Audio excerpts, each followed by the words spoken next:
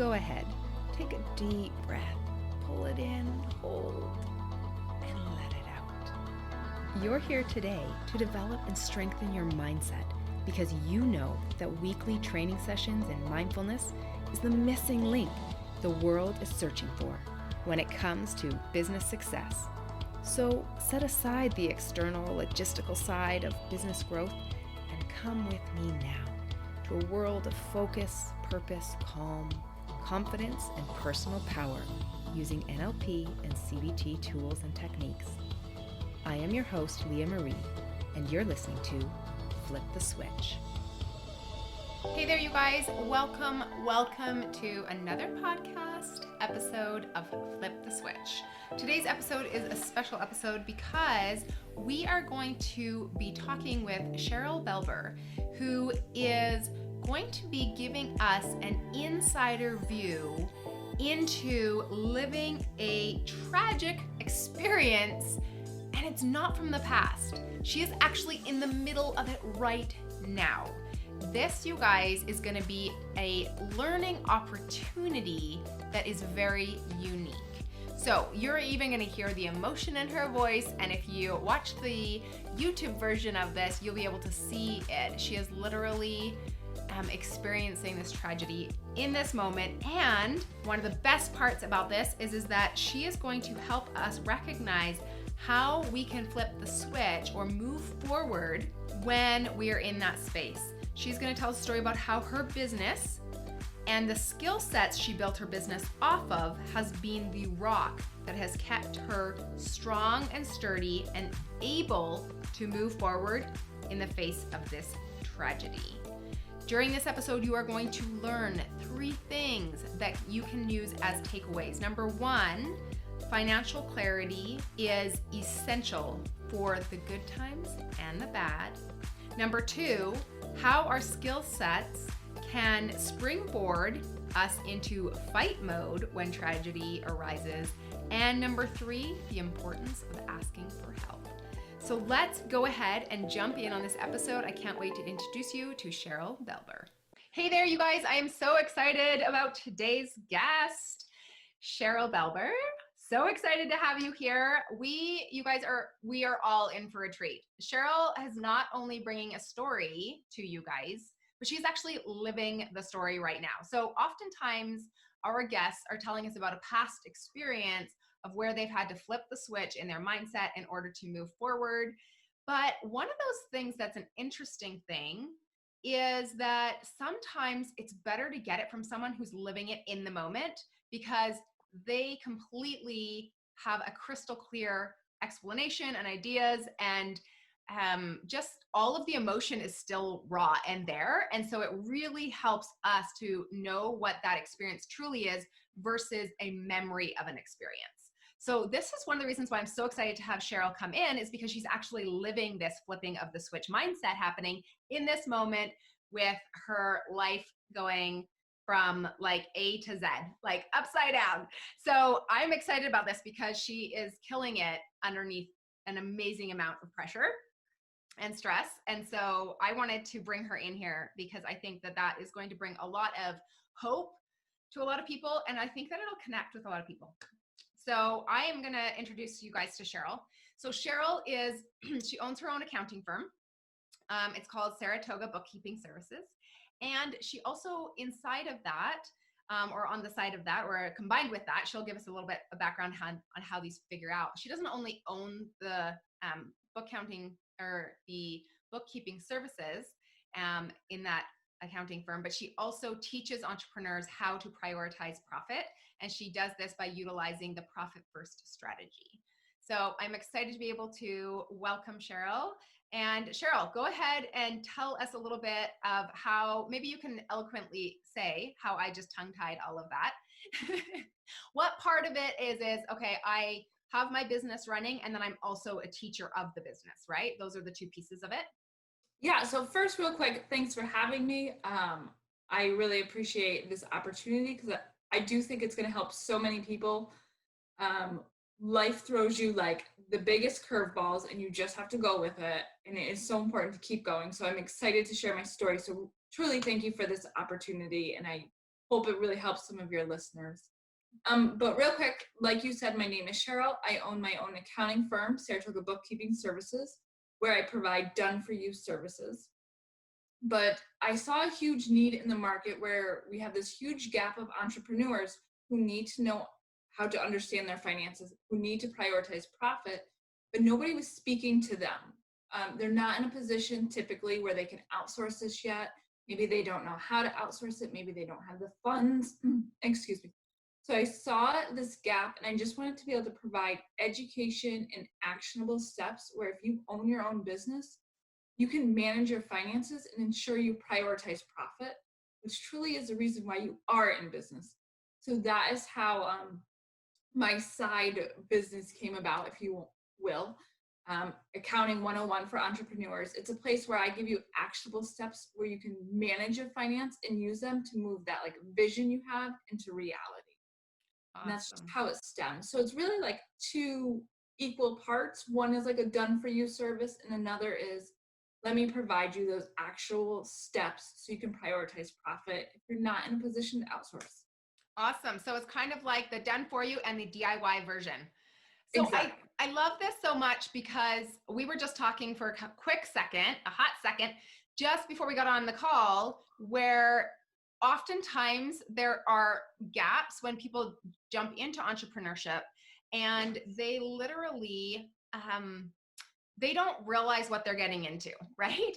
And I think that accounting is one of those gaps. People don't realize when they come into entrepreneurship that all of a sudden they need to understand how to do bookkeeping and do the taxes and how to pay themselves and how to figure out what's going out and what's coming in and all that stuff. And usually that happens once they start getting letters in the mail or, all of a sudden they're like in the red and they're like, wait, what? How much money was going out? And how come I never get paid? At least at my JOB, I got paid. Like here, I'm working for free, it feels like, right? So we have all of this stuff happening. And so I love that you jump in and take care of that service. And I want everybody listening to know that we will attach links at the end so that you guys can find Cheryl and check out that space, as well as I believe she has a Facebook group that she teaches content in as well. So we will add those things after. So Cheryl, why don't we jump right into the story? Because this is kind of the juicy part. This is what people in Flip the Switch come for, is they want to understand the mindset strategies that winners take and what to do when your life falls apart or turns upside down or you get that curveball. And so I'm excited to share your story because you're literally in it right now. So tell us a little bit about your story. What's happening inside of your world right now? Sure. So I started my business for three things. One was to keep my kids in private school. Two was so my family could vacation more. And three was we had this dream of living on this lake. So about fall, we became in a position where we're like, yeah, I think I can afford this lake house. And we live in upstate New York. It's not cheap. There's not tons of lakes in the Capital District where you can still commute and live a normal life. Let's call it that. Not in the middle of the woods. So we found this house and it needed some work. We just loved it, right? So this was in the fall. They were not ready to sell it. We reached out in January. She goes, we're still not ready to sell this house. And I just want to rewind for a quick second. There's very few houses on this lake that you would live in full time. There's a lot of camps or smaller homes, but I have a family of 4. And we still need like a traditional home setting for my children. You can't live on a busy road, on a cliff, you get me. So there's very few homes. So we find this once in a lifetime opportunity. And then come April, we get the numbers to work. They agree to sell it to us.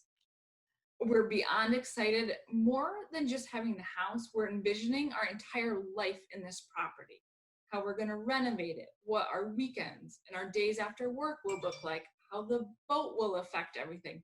Like we have mentally moved into this home. And I know a home is just 4 walls, but it was more of a lifestyle we were envisioning. Vacation, yada, yada. So anyhow, we're going through all the hoopla with purchasing a home. And at the same time, we had to sell our current home, right? We didn't want to have 2 houses. So about, I'm talking with the daughter of the owner of the property.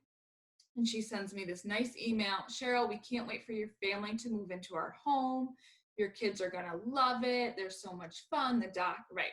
So we had this whole mental imagery in 1 week before we were to close on this property. So a week after she emailed me, I get a call from my lawyer that they don't want to sell the home. Oh my goodness. So not only did I lose like my dream home that I'd been working on getting for well over 6 months, probably closer to 8 or 9 at this point. Wait 1 second. So you've been working for that many months to get it, but how long has the dream been there? Like how? Oh gosh, years. Right? Okay. So like, I want to make sure that people understand that it's not this like, oh, hey, let's just have a dream house like 6 months from now, and then I'm going to work towards it and get it. Like, this is something you guys have had like on the vision board type thing for like years. Like this was like, we will never achieve this. I can't believe it's happening. I can't believe we found a house that will hold our family, that we love, like Everything. So I get a call from the lawyer and I said, my house just sold last week. Where's my family gonna live? Like, we're closing on this house in 5 days. Like, I'm cleared to purchase this home. You have all my deposits. Like, I mean, I'm good. My house is packed up and I have to move out. And she's like, I don't know what to tell you except I'm sorry, and you're not getting the house. So you're on the phone. Where are you sitting in the house? Like, were you even standing? Were you like, oh my gosh, I have to sit down? Were you sitting? Like, I was outside on my back deck because we all work from home, right? It's 9:30 in the morning.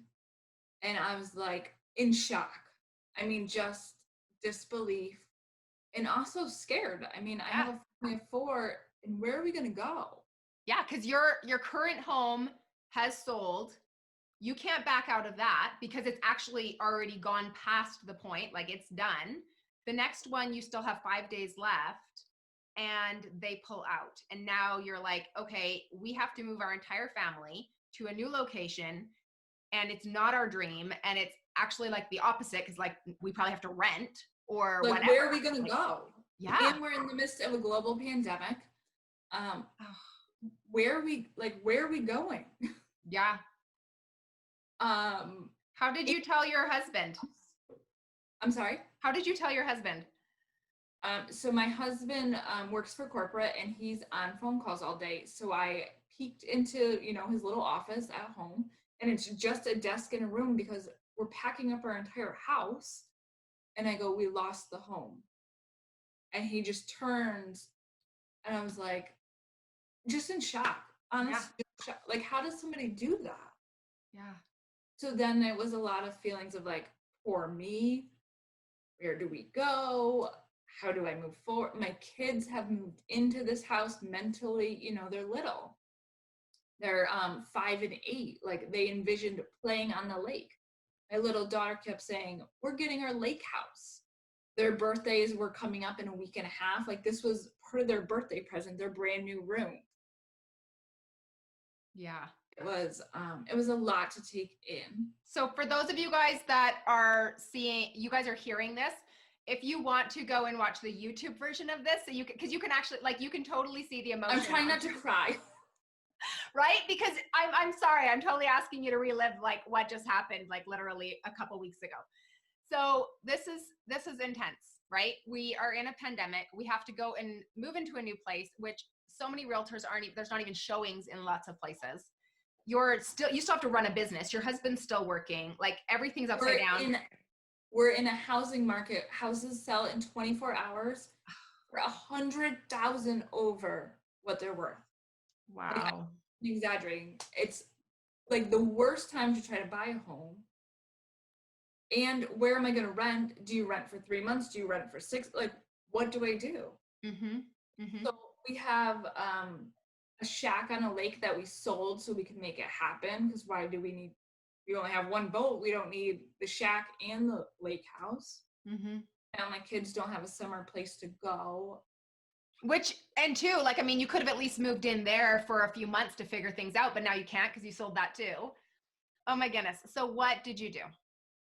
How did you utilize the skill set that you have to be able to flip the switch inside of this like crazy situation? And to be honest, it was even compounded more because my business is taking off, like it's doing awesome. And I just landed 2 CFO clients. But as you know, in business, when you onboard new clients, it's a lot of work. So now I'm packing my house, trying to find a place to live, and onboarding 2 massive, massive clients. Wow. So a lot of tears they're still had all the time, 2 weeks later. And then I just got into action mode. Like I didn't have an hour to waste. Mm-hmm.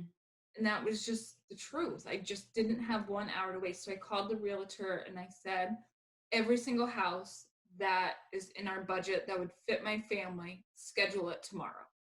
I need to go see it. I really had to.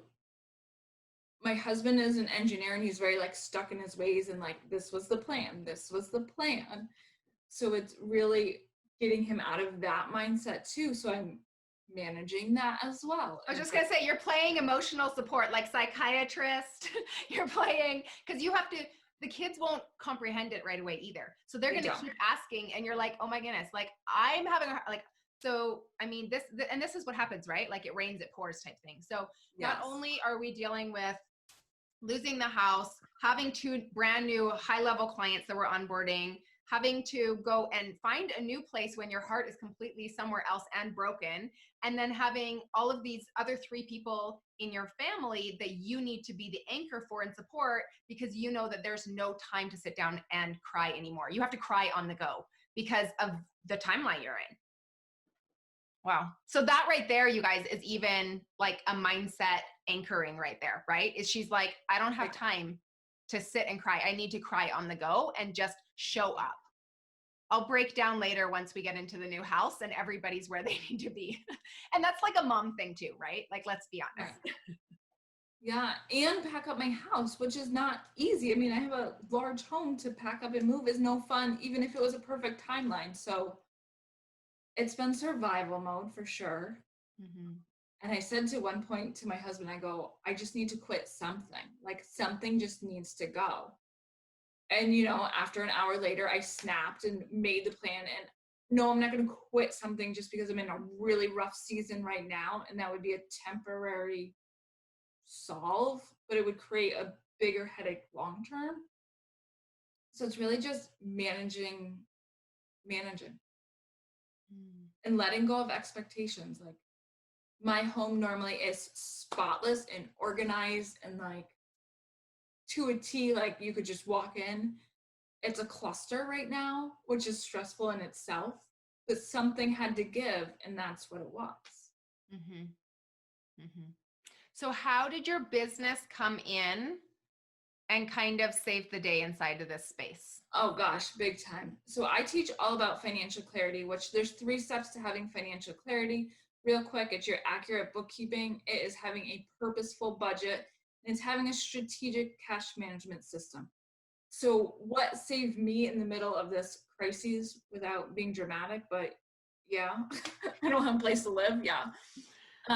I have a really amazing budgeting system. So when I had questions and I needed to go out and reach out for help and ask for help and bring on additional contract labor. Oh, because in the midst of this, I was hiring a new VA firm, which takes effort too. I could just look into my budget and I knew what I could afford to spend. I didn't have to do the mind work to guess. I didn't have to analyze what I wanted to spend or what could I afford to spend. I already had that in place. So it wasn't any thought on me because it was already done, right? If that makes sense.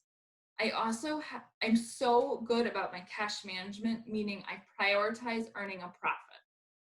So what does that mean? I pay myself before I pay anyone else, and it's strategic. So it's another thing I didn't have to think about.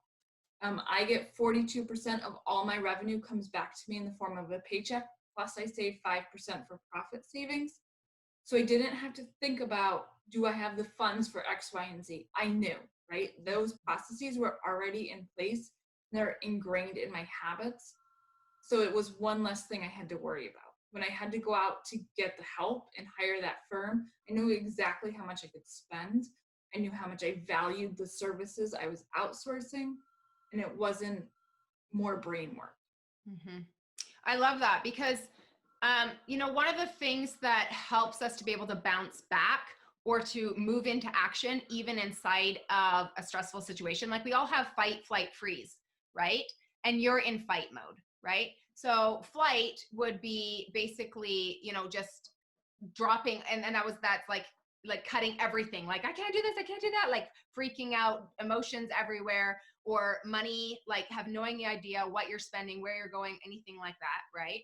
Fight is, listen, what are my resources? How do I utilize them? And it's like you go right into cha, cha, cha, cha, that type thing. And because of the skill sets you have and the resources you have because of how you built your business, you are able to utilize all of that and be able to have some place where you knew what to expect in an uncertain time. You had some place where you could breathe because you're like, I know exactly what to do in this moment with this thing, right? I always knew financial clarity is essential and imperative to get you from where you are now to where you want to be. But this whole situation made me realize how much of it is like your backbone when things are really hard. Mm-hmm. Because money too, like for so many people, like it's like one of the first or second things that cause divorce, right? And so if you're put inside of such a pressure valve, right? Like under all of this pressure, if your finances are like readable and you know where you are and what you have and what you can spend, all of that, like that alone is what is saving your brain at this moment, right? Like 100%. It was like the rock you could at least rest on. Like, at least I know my finances, which are key to all everything else that you have to work inside of, because now you know what you can work inside of, right?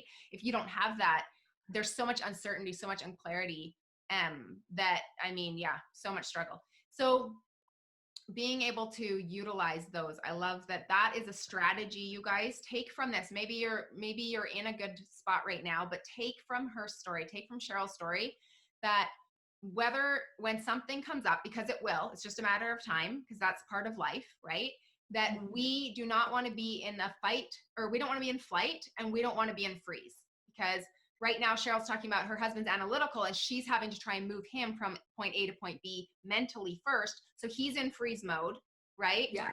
Very much. And you're in fight mode, right? And so then, thankfully one of you's in fight mode, and that's where we need to be when we come up against that wall and we're like, okay, I need to make a shift now. You need to know, what are my key points that I can rely on so that I can be in fight mode? If you don't have something to fall back on, and knowing, okay, what are my skill sets? What can I do in the past? What should I now, knowing this story? Maybe it's, oh, you know what? I had never even thought of that. Now I'm going to go and start looking at, how do I create that stability inside of my finances so I know that space, right?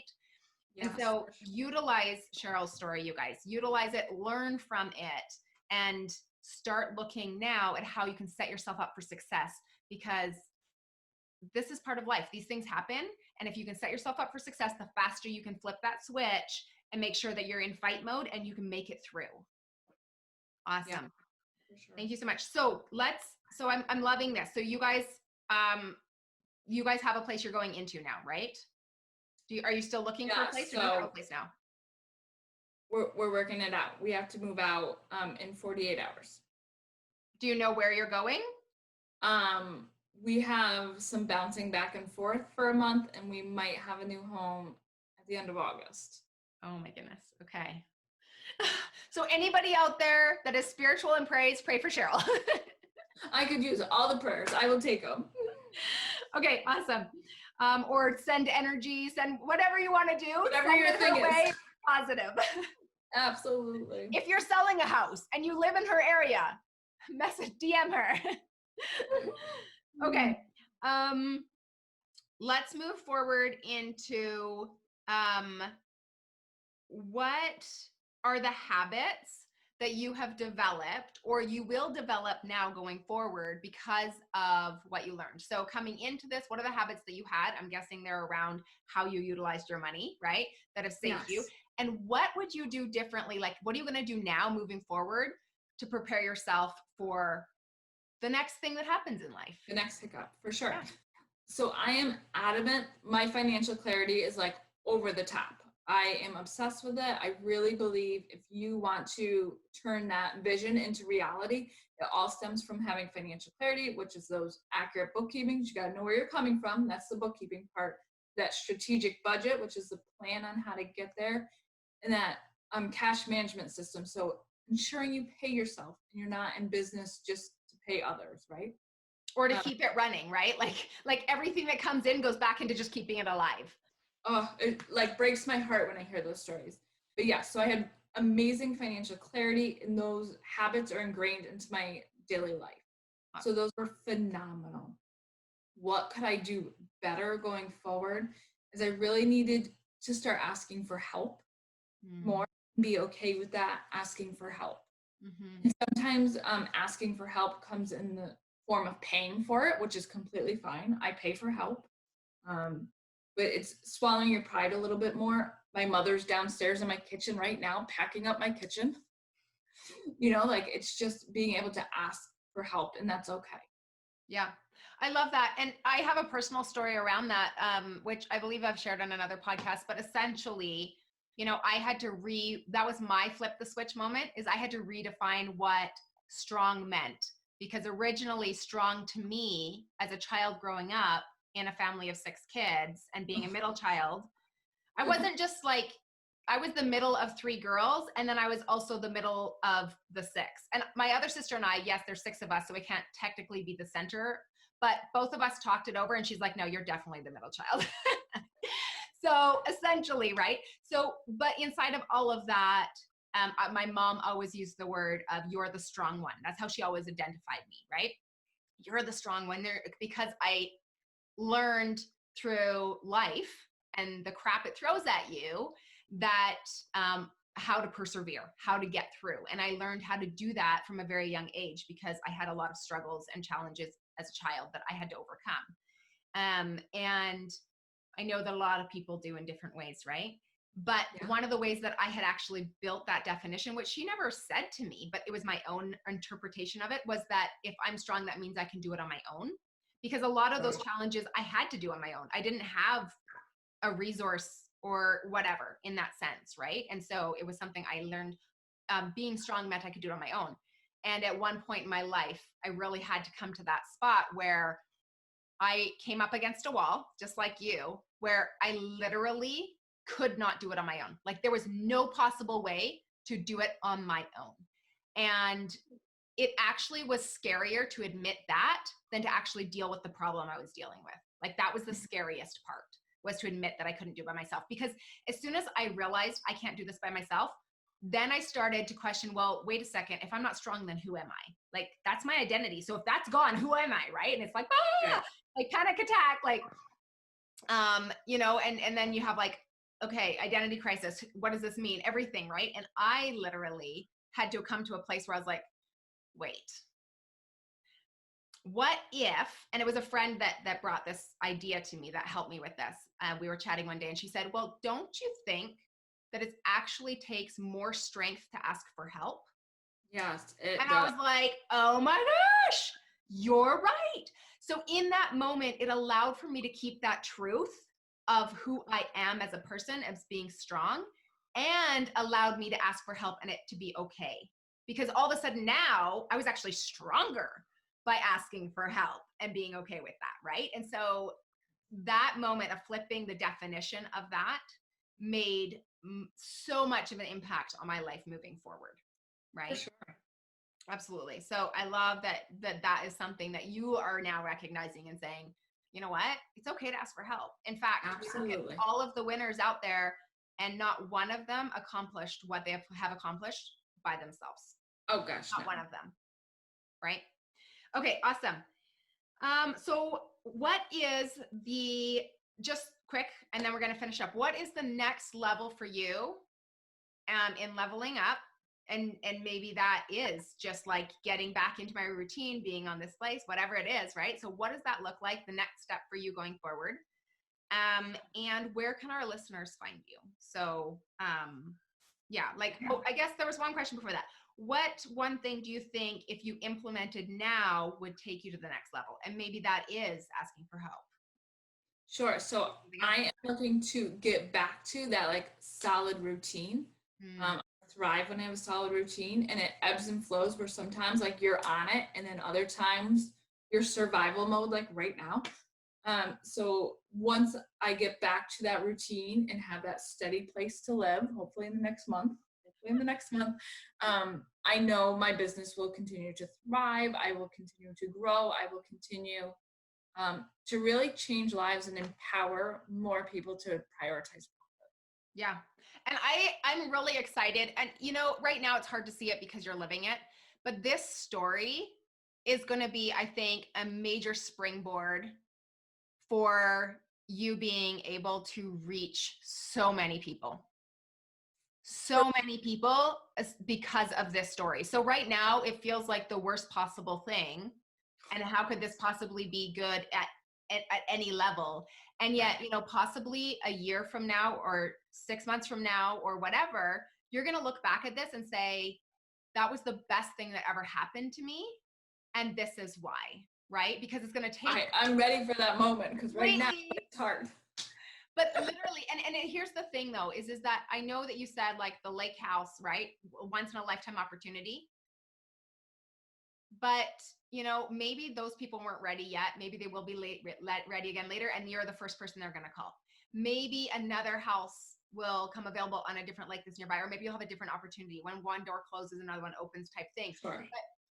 But one thing that I have learned is that no matter what struggles we go through, when we look back later, the learning curve that happened and the amount of impact we can have because of what we have experienced is amazing, right? Like it completely outweighs how much it is painful and hurting in that moment because of the impact we can have on the lives of others because of that experience. Sure, for sure. Awesome. Okay, so Cheryl, let us know where's the best place for people to go to find you to get started? Is it a website or is it your Facebook group, or where should they go if they're listening to this podcast and saying, oh my gosh, my next step is figuring out how to get my finances in order so that if something like this happens, that's not the straw that breaks the camel's back. Yeah, so if you are a female entrepreneur and you're really just needing to get a grip on your finances, but you're not ready to outsource that, come hang out with us over in the Facebook group, Accounting 101 for Entrepreneurs with Cheryl. I hang out there all the time. I'm there every day. I go live twice a week. But perhaps you're looking more for a done-for-you service. Saratoga Bookkeeping Services would love to chat with you. Awesome. Thank you so much for jumping in here today and sharing your story with us. Thanks for having me. I want to sincerely thank you and appreciate you today for showing up here on Flip the Switch. Be sure to subscribe so you don't miss a training session in your mindset mastery, leveling up your business success. And be a good friend. Share this episode with a fellow business builder. I'll see you next week, same time, same place.